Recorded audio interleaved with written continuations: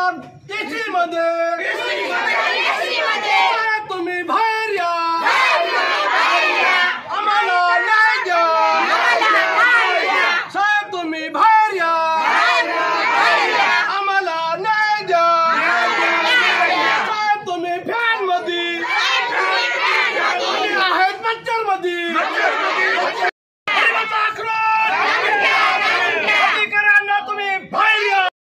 भोसले डीपीचा विषय घ्या, आता भोसले डीपीचा विषय घ्या। भोसले डीपी ते बंद करून टाका, नाही तर आम्ही काय करू, सगळ्या महिन्यात त्या डीपीवर जाऊन दगड घालू, फोडून टाकू ती डीपी।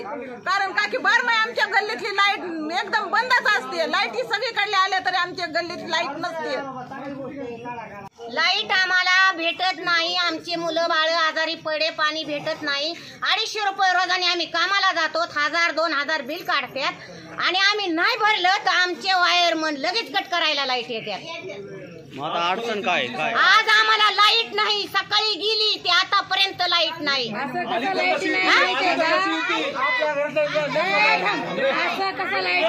एकच नाही लाईट आम्हाला।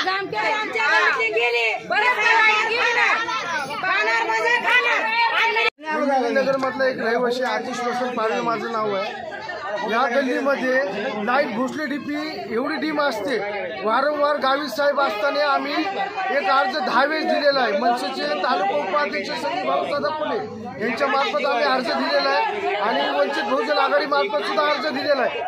वंचित बहुजन आघाडी मार्फत सुद्धा अर्ज दिलेला आहे आणि तरी सुद्धा हे लाईट बोर्डाचे कर्मचारी काय करतात, आपण फोन लावला तर हे काय म्हणतात की साळवे साहेब इथं आहेत म्हणून। तर साळवे साहेबांना फोन केला ते म्हणतात मी सुट्टीवर आहे, मग डेचा कामगार कोण आहे, मग कुणी आम्ही इथं आल्याच्या नंतर कुणी आमची दखल घेतली जात नाही। आम्हाला 12 ते 15 दिवसानंतर पाणी येतं, लाईट येते ते पण एकदम डीप स्वरूपात मध्ये येते, आमचा फॅन पण चलत नाही।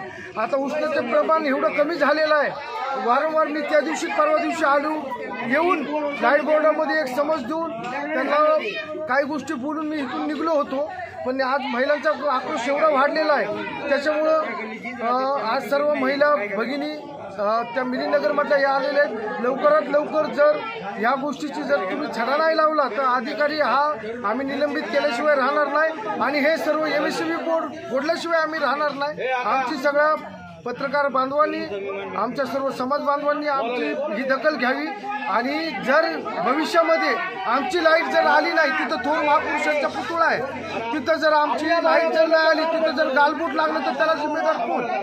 जर त्याच्यामध्ये जर काही गालबोट लागलं तर सगळे जिम्मेदार ह्या लाईट बोर्डाचं प्रशासन असेल। आपण ह्याची दखल घ्यावी हीच आपल्याकडून विनंती करतो। जय। सर्व मिलिंदनगर परिसरातील वास्तविक पाहता डीपी जी भोसले डीपी आहे त्या ठिकाणी सातत्याने गेले 1 वर्षापासून आम्ही अधिकाऱ्याला पाठपुरावा करतो की आम्हाला भोसले डीपीपासून वेगळं कनेक्शन द्या, परंतु याच्या अगोदर जे अधिकारी गेले, आता येणारे अधिकारी बी आले, त्यांना आम्ही सातत्याने सांगितलं की त्या ठिकाणी एकदम डीम लाईट असती ना, त्या ठिकाणी फॅन चालतो ना, मच्छर त्या ठिकाणी फॅन चालतो ना, मिक्सर चालतो। महिलांच्या एवढ्या अडचणी वाढल्यात। वास्तविक पाहता आता उन्हाळ्याची एवढी तीव्रता वाढल्या कारणानं सगळ्या महिलांच्या पाण्याची व्यवस्था फार बिकट झालेली आहे।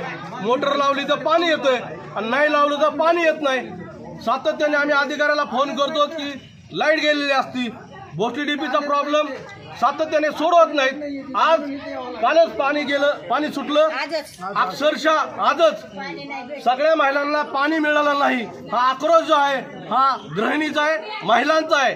परंतु इथल्या अधिकाऱ्यांना आता किती वाढल्यात पहा, 9:15 वाढल्या।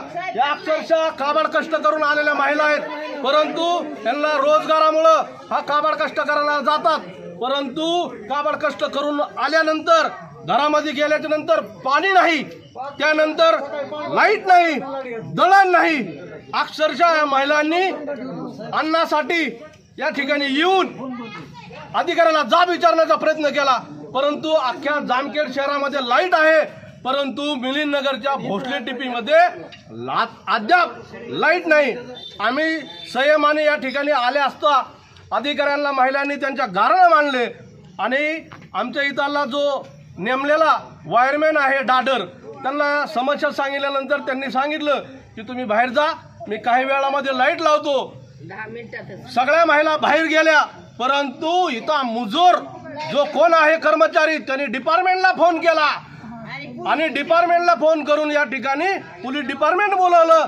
काही कारण नसताना, महिलांच्या चुका नसताना या ठिकाणी येऊन त्यांनी त्यांचं गाऱ्हाणं मांडलं.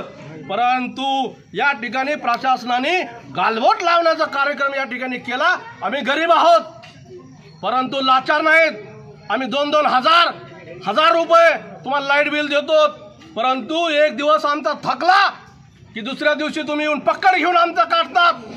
अधिकाऱ्यांना आम्ही जाब विचारतो, आम्ही गरीब आहोत, आमच्या हातावर जे पोट आहेत, 2-2 रुपये बिल कसं काय येतंय, परंतु तुम्ही ह्याचं उत्तर न देता आज तुम्ही या ठिकाणी येऊन आज तुम्हाला जाब विचारला आम्ही. कारण का आमच्याकडे दळण नाही, सुटलेलं पाणी नाही, रातभर तो आम्हाला मच्छर चावतात. अरे का आम्ही माणसं आहेत का नाहीत? आम्ही माणसं असून आम्हाला जर अशी वेळ येत असेल तर आम्ही कोणत्या राज्यामध्ये राहतो याचं परीक्षण करण्याची गरज आलेली आहे. म्हणून प्रशासनाला आम्ही वारंवार विनंती करतो. आम्ही आमचा संयम आता सुटत चाललाय. आज जर समजा काही वेळानंतर अधिकाऱ्याने आम्हाला सांगितलं की तुम्ही जा, आम्ही तुमचा डीपी चालू करतो, आणि जर आमचा डीपी व्यवस्थित फुल याच्यामध्ये नाही चालू झाला, परत आम्ही उद्याच्या काळामध्ये पद्धतशीरपणे तहसीलदारांना निवेदन देऊन या ठिकाणी उग्र आंदोलन केल्याशिवाय राहणार नाहीत.